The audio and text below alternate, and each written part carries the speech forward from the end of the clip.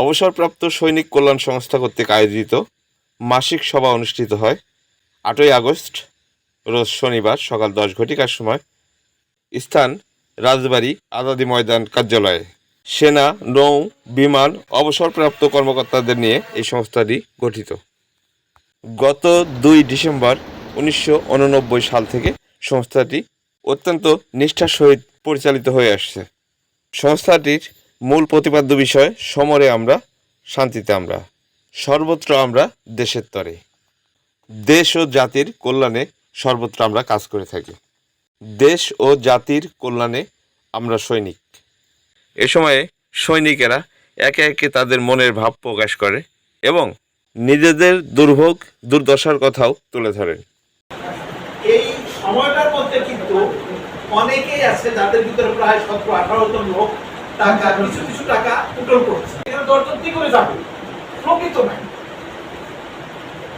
শোনেন, আজকে যখন আমি চলে যাবো না, মির্জা গালিবের কথা ধরে বলতে হয় যে 3 টুকরা কাপড়ের জন্য এত লম্বা সফর করতে হলো, খুব সাংঘাতিক কথা। এক আল্লাহ ছাড়া আর কারো উপাসও করবো না, আর কারো গোলামি করবো না। যদি তোমরা এই কথা যদি না মানো, তাহলে তোমরা সাক্ষী রেখো যে আমরা মুসলিম। ঠিক আছে, সাক্ষী থাকো আমরা মুসলিম। দেখুন আমাদের এইখানে আমরা যে যত কথাই বলি, এখানে একটা বিষয় আমরা এখানে একমত যে আমাদের অধিকার সংস্থা, যে সৈনিক কল্যাণ সংস্থার আমাদের ওরা দিছে অধিকার, আমরা দিচ্ছি সৈনিক কল্যাণ সংস্থা। আমি ওইখানে গিয়েছিলাম গত 31শে জুলাই। ওইখানে মেজর সিনহা স্যার হত্যার 6 বছর পূর্তি উপলক্ষে ওইখানে মিরপুর 12-তে একটা সম্মেলন ছিল এবং তার বিচার যাতে দ্রুত হয় এই ব্যাপার। ওইখানে যে এসে আমি আমাদের ব্রিগেডিয়ার জেনারেল হাসিনুর স্যার, আমাদের ব্যারিস্টার মেজর সরওয়ার স্যার এবং কর্নেল ফেরদৌস স্যার এবং আরও অনেক স্যাররা যারা রানিং চাকরি, তাদের নাম না বলি, তারা ওয়াইফ সহ আসছিলেন আমাদের ওইখানে এই অনুষ্ঠানে যোগ দেওয়ার জন্য। এবং আমরা ওইখানে যে তার দাবিতে যে আমরা অনুষ্ঠানগুলো করেছি, ওই সিনহা স্যার হত্যা মামলার এবং আমাদের 11 দফা, যেটা আপনারা দেখতে পাচ্ছেন, এইখানে আমি এই ব্যানারটা বানিয়ে নিয়ে গেছিলাম। রাজবাড়ির এই ব্যানারটাকে দেখে সবাই এত খুশি হয়েছে এবং আমাদের এই 11 দফা দাবি দেখে বাংলাদেশের 64 জেলার লোকই ওইখানে এসেছিলেন। তারা বলছে যে স্যার আপনি আমাদের প্রাণের কথাগুলো এখানে লিখে নিয়ে আসছেন।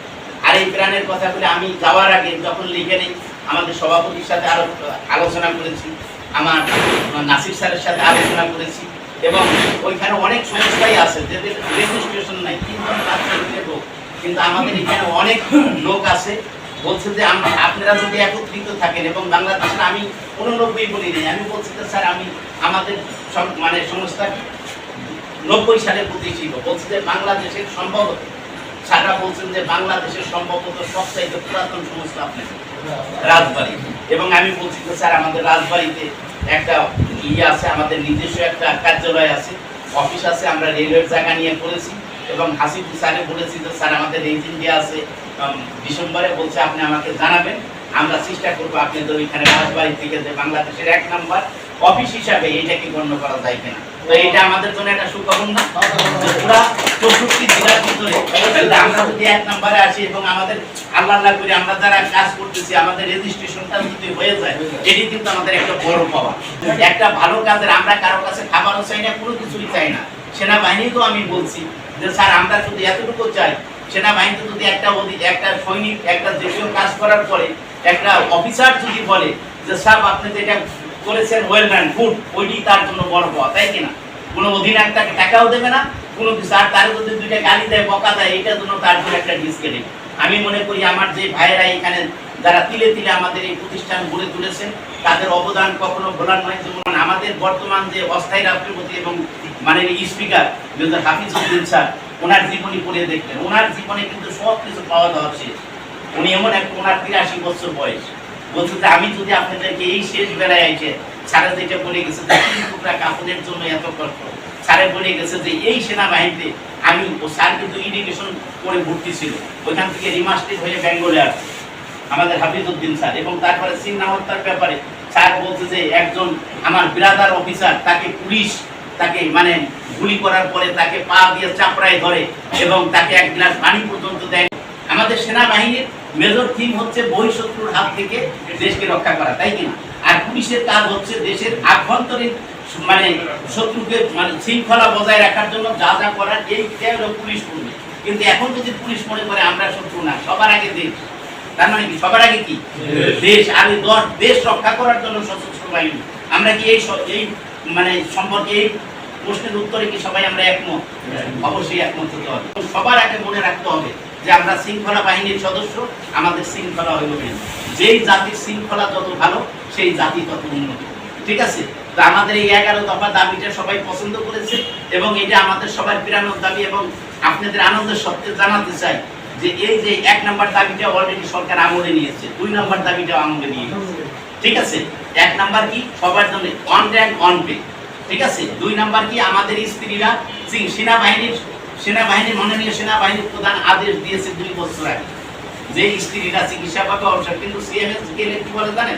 সিএমএস বলে আমরা চিঠি আসিনি, আমরা কাগজ পাইনি। মানে আমাদের হাসিব স্যার বলেছেন যে একটা দেশে একটা সেনাপ্রধান বলার পরে যদি একটা মানে আদেশ যদি আসতে এরকম লাগে, এইরকম দেশের জন্য তো আমরা যুদ্ধ করিনি। এই দেশ আমাদের দরকার নাই, এই পরিবর্তনের আমাদের দরকার নাই।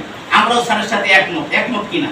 তারপরে দেখুন যে মাননীয় সেনাপ্রধান কয়েকদিন আগে ইসলামিক স্টাডি নামে একটা মানে সংস্থা বাংলাদেশের 7টা জায়গায় উনি করেছে। উনি বলছে যে আমাদের দেশে বেদাতে পড়ে গেছে, যাতে বেদাত থেকে আমরা বের করতে আসতে পারি। প্রথমে আমার শৃঙ্খলার বাহিনীর সদস্য যারা আছে এরা যাতে বেদাতের ভিতরে না পড়ে এবং এর থেকে যাতে ছড়িয়ে পড়ে সব জায়গা থেকে, সবাই যাতে আমরা বেদাতের মানে বিরুদ্ধে, যাতে বেদাতের আমরা পক্ষে না, বিদাতের কি বিপক্ষে, আমরা হাদিস এবং কোরআনের পক্ষে। ঠিক আছে? যেগুলো বেদাত হবে ওগুলোর আমরা পক্ষে না। এই জন্য ইসলামিক স্টাডিজ একটা স্যারে একটা মানে চালু করেছে, প্রত্যেকটা ইসের একটা করে ব্রাঞ্চ ওইখানে চলবে, আমরা ওইখান থেকে উপকৃত হব। আরেকটা বিষয়, আমরা অবসরপ্রাপ্ত শহীদ মানে সদস্যগণ যখন আমরা সিএস দিতে বিভিন্ন জায়গায় যাই, আমি গত সপ্তাহে ঢাকাতে ছিলাম, তো আমি যেখানে বেড়াইতে গেছি ওইখানকার ছেলেমেয়েরা আমারে বললো যে আঙ্কেল চলেন আমরা ওই আপনাদের জাদুঘর দেখতে যাবো, সামরিক জাদুঘর। ওইখানে দেখতে গেলাম, যাই দেখি যে 150 টাকা করে টিকিট। আমি বললাম ভাই আমি সেনা সদস্য, কার্ড দেওয়ার পরে আমার কার্ডটা দেখে উনি বললেন যে ভাই অবসরপ্রাপ্তদের জন্য এই সুযোগ সুবিধা নেই, আগামী গেলে আমরা যাতে এই সুযোগ সুবিধা পাই, আগামীবারে আমরা এই পয়েন্টগুলো দেবো। আপনারা কেমন আমার ব্যাটসম্যান দুলাল যে অধিকার সংস্থার যে সভাপতি কেন্দ্রীয় কমিটি, উনি কালকে একটা ভিডিও বাইর করছে ঢাকা সিএমএসে। ওইখানে সাইকেল মোটর সাইকেল রাখলে 30 টাকা, সাইকেল রাখলে 10 টাকা, এবং ওইখানে প্রায় 10টার মতো ক্যান্টিন আছে। এখানে সেনাবাহিনীর যারা যেসব অফিসাররা চাকরিতে আছেন তাদের কিসের এত টাকা? সেনাবাহিনীর দেশ রক্ষা করবো, আমরা দেশের শান্তি শৃঙ্খলা রক্ষা করবো, মনে হয় এখানে আমরা সব ব্যবসায়িক প্রতিযোগিতায় লেগে গিয়েছি। সবাই মনে হয় এখানে আমাদের এত ব্যবসার দরকার নেই, আমরা কাজ করবো কল্যাণের পক্ষে, ন্যায়ের পক্ষে, অসহায় মানুষের পক্ষে, তাই কিনা? অসহায় মানুষের পক্ষে। গত কয়েকদিন আগে গাজীপুর আমাদের এক মহিলা সৈনিক লাঞ্ছিত হয়েছে এবং সেই ব্যাপারে দেখছেন ভিডিও বেরিয়েছে। এবং দুলাল ওইখানে আমি বললাম যে দোস্ত তোমার এলাকা ওর বাড়ি গাজীপুরে, আমি বললাম তুমি এটা পদক্ষেপ নাও। অলরেডি ওইখানে লোক পাঠাইছে, ওই লোকের বিরুদ্ধে মামলা হয়েছে। সেই বলছে যে অবসরপ্রাপ্ত সেনা সদস্যের কোনো ক্ষমতা নাই। বলছে তাই নাকি? বলছে হ্যাঁ। দেওয়ার পরে তখন ফরওয়ার্ড স্যারকে বলছে, ফরওয়ার্ড স্যার বলছে ওইখানে পুলিশ ওসিকে কি বলছে, বলছে স্যার আপনাদের এই ভাব দেখে সে তো পলাতক। সে কিন্তু বলছিল যে হামকে বেটা আমার এইখানে ধরার মতো মনে হয় কেউ নাই, তুই যদি এতই হ্যাডাম হয় তাহলে তুই এখন পলাতক কেন? আমাদের এই সংস্থায় আমরা তখনই লড়বো যখন আমাদের কোনো সদস্য বিপদে পড়বে, সে একটা অ্যাপ্লিকেশন করবে আমাদের সভাপতি বরাবর, তার সত্য ঘটনাটা দিয়ে, তার কাগজপত্র দিয়ে এখানে অ্যাপ্লিকেশন করবে। অ্যাপ্লিকেশন দেখে আমাদের কমিটি যাচাই বাছাই করে বৈধভাবে আমরা আমাদের স্যারদের সাথে আগে আলাপ করবো।